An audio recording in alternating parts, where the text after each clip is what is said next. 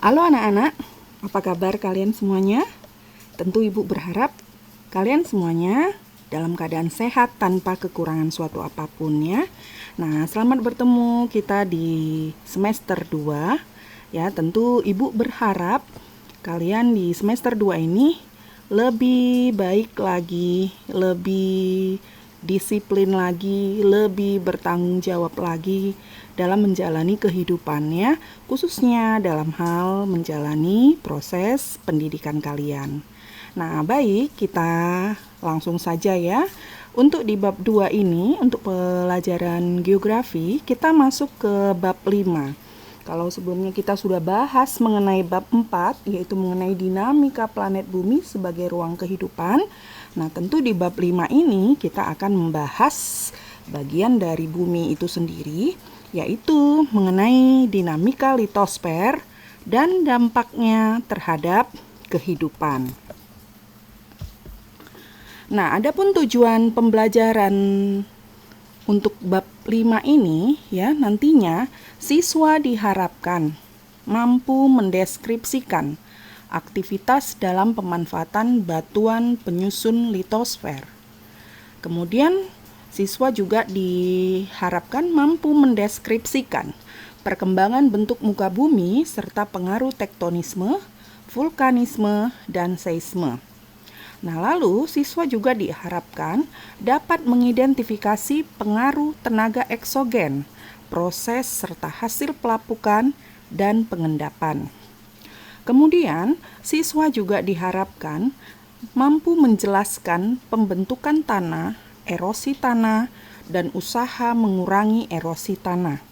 Dan yang terakhir, siswa diharapkan mampu membedakan lahan potensial dan lahan kritis.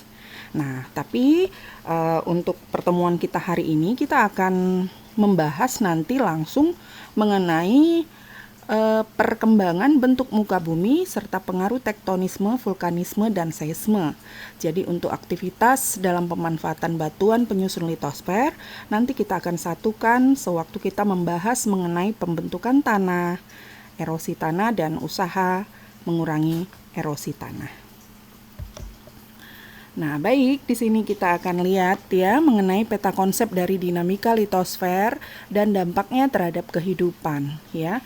Nah, jadi di sini nanti kita akan melihat tentang karakteristik lapisan tanah ya, di mana hal itu tidak terlepas dari pengaruh dari tektonisme, vulkanisme, dan seisme ya. Nah, selain itu juga tidak terlepas oleh pengaruh tenaga eksogen. Nah, akibat tenaga eksogen itu, itu akhirnya mempengaruhi pembentukan dan persebaran jenis-jenis tanah. Nah, jadi mengenai jenis-jenis tanah tentu itu nanti akan berdampak kepada pemanfaatan dan usaha konservasi perlindungan tanah ya. Nah, oke, baik, itulah peta konsep yang akan dibahas ya. Dari peta konsep ini terlihat itulah nanti intinya yang akan dibahas. Nah, jadi sekarang kita langsung saja ya, kita akan masuk pembahasan mengenai perkembangan bentuk muka bumi serta pengaruh tektonisme, vulkanisme, dan seisme. Nah, tentu untuk pertemuan kita kali ini ya, tentu tidak semua, artinya tektonisme, vulkanisme, dan seisme akan bisa kita bahas di pertemuan ini. Jadi kita akan membahasnya nanti khusus mengenai yang berhubungan dengan tektonisme. Oke, nah jadi kita mulai ya. Nah, jadi mengenai proses perkembangan bentuk muka bumi, itu tentu dipengaruhi oleh tenaga pembentuk dari permukaan bumi itu sendiri. Nah, tenaga pembentuk permukaan bumi itu disebutlah dengan tenaga geologi. Nah, tenaga geologi ini itu terbagi atas dua, yaitu tenaga endogen dan tenaga eksogen. Nah, tenaga endogen ya, itu adalah tenaga pengubah muka bumi yang berasal dari dalam bumi ya. Nah, jadi tenaga yang berfungsi untuk membentuk permukaan bumi yang mana tenaga tersebut berasal dari dalam kulit bumi, ya, dari dalam bumi. Nah, itu disebut dengan tenaga endogen. Nah, sementara tenaga eksogen itu adalah tenaga pengubah muka bumi yang berasal dari luar bumi. Nah, jadi kalau yang tadi tenaga endogen, kalau dari dalam bumi berarti itu berkaitan dengan magma, ya, berkaitan dengan magma. Nah, jadi oleh karena aktivitas magma nantinya, ya, nah hal itu nanti yang menyebabkan terjadinya perubahan bentuk muka bumi yang ada di lapisan permukaan bumi ataupun yang ada di dalam bumi, ya. Nah, jadi itu berkaitan dengan magma. Nah, sementara kalau eksogen itu berkaitan dengan tenaga yang berasal dari luar ini berkaitan dengan udara. Ya, jadi lapisan udara, lapisan atmosfer. Nah, ditambah lagi dipengaruhi oleh nanti makhluk hidup. Nah, makhluk hidup di sini ya mencakup tumbuhan, hewan, sampai tentu saja manusia. Nah, itu nanti yang berkapasitas untuk berpotensi untuk merubah kondisi permukaan bumi, ya. Nah, itu dia tenaga endogen dan tenaga eksogen. Nah, baik. Nah, khusus untuk tenaga endogen, nah ini boleh dikatakan ada yang bersifat membangun dan ada juga yang bersifat merusak, ya. Nah, kalau tenaga eksogen nanti akan kita bahas selanjutnya, ya, tapi ini kita fokus ke endogen. Nah, tenaga endogen ini merupakan kekuatan yang mendorong terjadinya pergerakan kerak bumi. Pergerakan ini, nah, disebutlah dengan istilah diastropisme. Nah, ini bisa kita lihat contoh, ya. Tadi dikatakan tenaga endogen itu tenaga yang berasal dari dalam dan itu dipengaruhi oleh aktivitas magma. Nah, ini salah satu contoh dari tenaga endogen. Nah, kemudian tenaga eksogen itu tenaga yang berasal pengubah permukaan bumi yang berasal dari luar, yaitu dipengaruhi oleh kondisi udara, ya, lapisan udara. Oke. Nah, ini salah satu contoh dari fenomena atau kejadian yang terlihat, ya, akibat dari tenaga eksogen. Nah, mengenai kerak bumi terdiri atas dua macam itu sudah kita ketahui, ya, di pembahasan kita sebelum-sebelumnya, ya. Jadi kerak bumi terdiri atas dua macam, yaitu kerak benua dan kerak samudra. Nah, secara geologis tenaga endogen itu meliputi 3 peristiwa atau 3 fenomena atau 3 aktivitas, ya. Yang ketiga itu adalah tektonisme atau pergeseran lempeng, kemudian vulkanisme atau proses keluarnya magma, dan yang berikut yang ketiga seisme atau gempa bumi. Nah, kamu bisa lihat di sini contoh gambarnya masing-masing, ya. Ibu rasa setelah melihat pun bisa memahaminya. Nah, baik, sekarang kita lihatlah hasil dari proses tektonisme. Ya, salah satunya dulu kita bahas, tektonisme. Tektonisme itu adalah perubahan letak atau kedudukan lapisan kulit bumi secara horizontal maupun vertikal, atau dengan kata lain tektonisme itu adalah proses pergeseran lempeng, ya, atau lapisan bumi, baik itu secara horizontal. Horizontal berarti bisa ke kiri, bisa ke kanan. Itu dia horizontal, ya.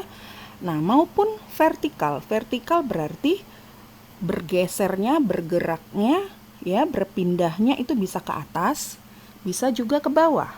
Nah, itulah yang dikatakan vertikal.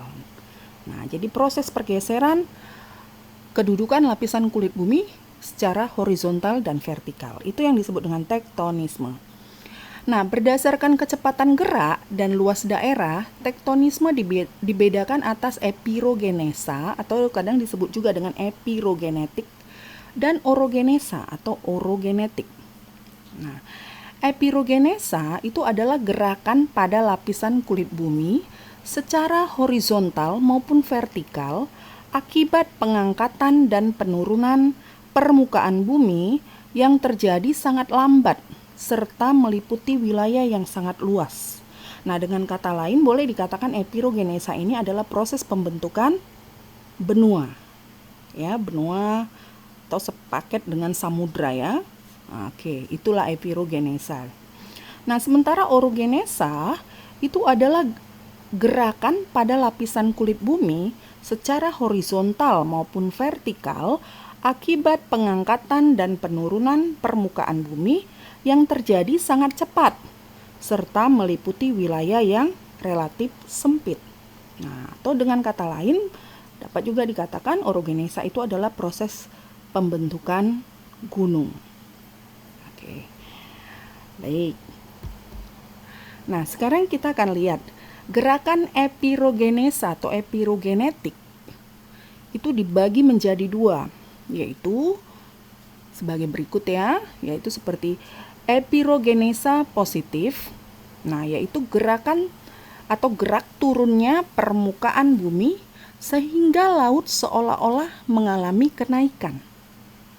Itu yang seperti ini disebutlah dengan epirogenesa atau epirogenetik positif.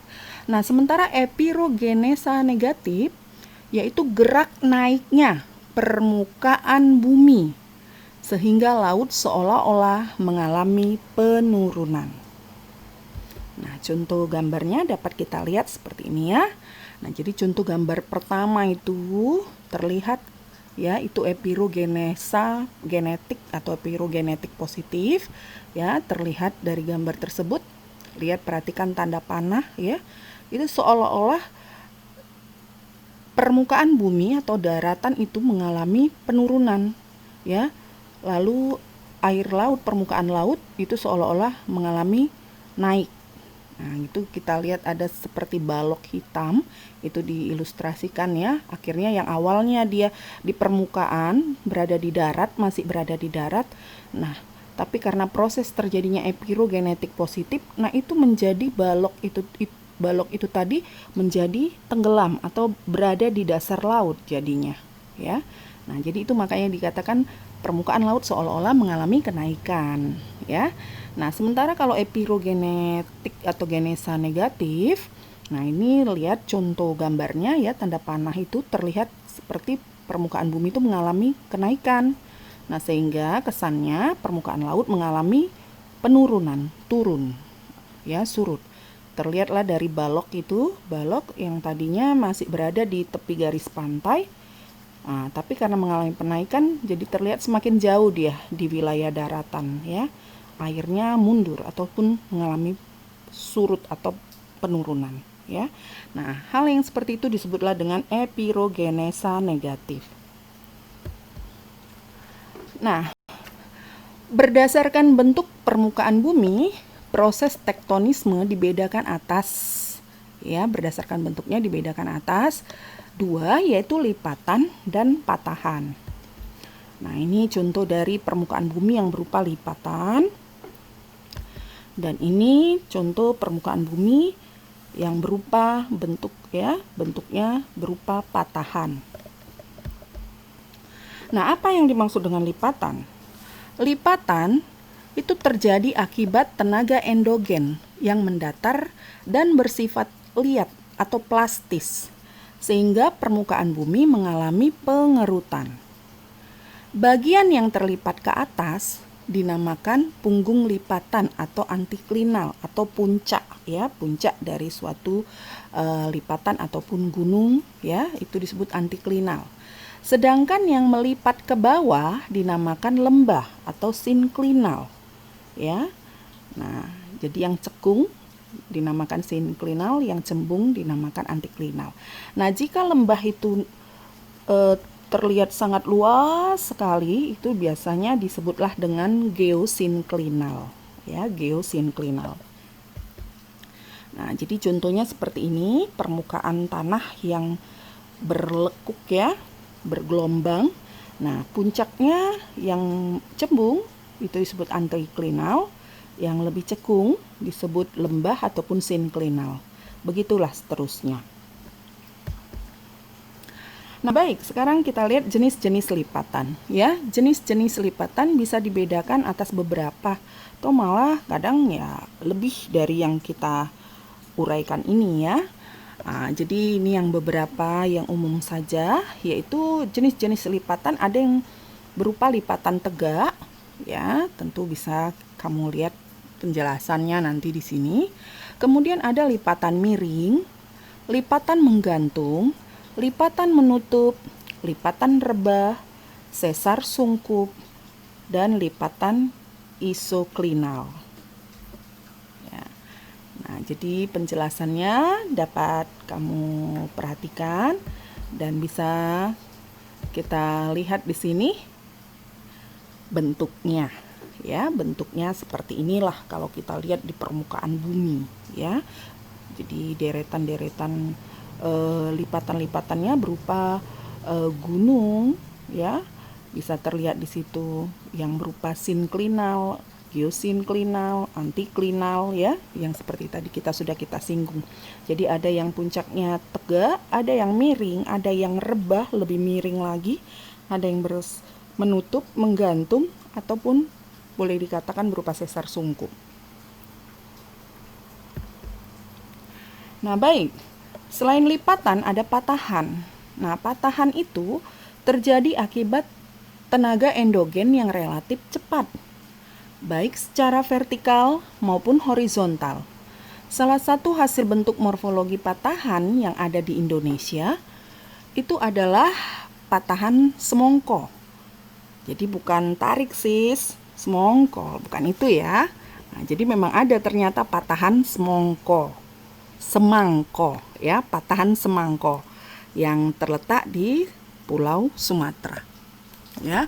Nah, jadi patahan semangko ini itu merupakan bentukan morfologi yang membentang dari utara hingga ke selatan Pulau Sumatera ya, yaitu dari Aceh sampai Lampung.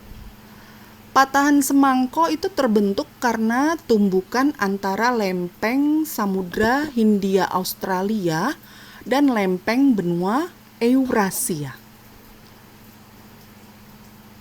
Nah, tabrakan tektonis ini itu terjadi secara menyerong, ya, menyerong dan menimbulkan dua komponen gaya. Nah, gaya tersebut itu menyebabkan ya terseretnya ujung lempeng Hindia dan masuk ke bawah lempeng Eurasia. Nah, patahan inilah yang membentuk pegunungan Bukit Barisan ya, yang membentang di sebelah barat Pulau Sumatera kalau kita perhatikan ya. Nah, bentuk patahan yang mudah terlihat ya itu terdapat di Ngarai Sianok dan Lembah Anai di Sumatera Barat. Nah, bagian utara ya, bagian utara dari Lembah Semangko ini, patahan Semangko ini itu berbentuk seperti kubah ya. Berbentuk seperti kubah di mana diameternya itu sekitar 40 km. Dan bagian selatan ya, itu Lembah Semangko ataupun patahan Semangko ini membentuk beberapa bentangan alam ya, bentangan alam seperti Pegunungan Semangko, Depresi Ule Beluh, oke. Kemudian Teluk Belitung. Ya. Lalu ada Horse Ratai. Ya. Horse Ratai. Oke. Nah, jadi itulah salah satu hasil bentukan morfologi patahan yang ada di Indonesia ya, patahan Semangko. Ya. Nah, baik, ini gambar dari patahan. Nah, sekarang kita lihat jenis-jenis patahan. Jenis-jenis patahan itu ada tanah naik atau horse, ya. Dapat kamu perhatikan penjelasannya di sini. Kemudian tanah turun atau graben atau disebut juga dengan sleng. Lalu ada yang berupa sesar, ya. Dan ada juga yang berupa block mountain, ya. Nah, oke, gambarnya tentu bisa kita lihat di sini. Ini untuk gambar yang pertama itu tanah naik atau horse, yang kedua tanah turun atau graben atau sleng, ya. Kemudian yang gambar ketiga itu sesar, dan gambar yang keempat itu adalah block mountain. Nah, oke, baik anak-anak. Nah, jadi untuk pembahasan tentang tektonisme sampai di sini dulu kita bahas. Nah, tentu untuk fenomena vulkanisme sama seisme atau gempa bumi akan kita lanjutkan di pertemuan yang berikut. Nah, jadi harapan Ibu, apa yang Ibu jelaskan, apa yang sudah terlihat di materi kita hari ini, Ibu harap kalian bisa paham, bisa mengerti, ya. Dan seperti biasa, tetap selain mengamati, selain mendengarkan, jangan lupa tetap melengkapi catatanmu, ya. Jadi pakai waktunya setelah penjelasan ini, kamu pakai waktu untuk melengkapi catatanmu di semester 2 ini.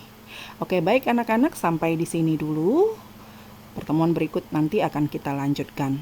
Jadi, salam sehat buat semuanya, semangat buat semuanya, dan selamat melanjutkan pembelajaran daring online hari ini. Baik, sekian dan terima kasih.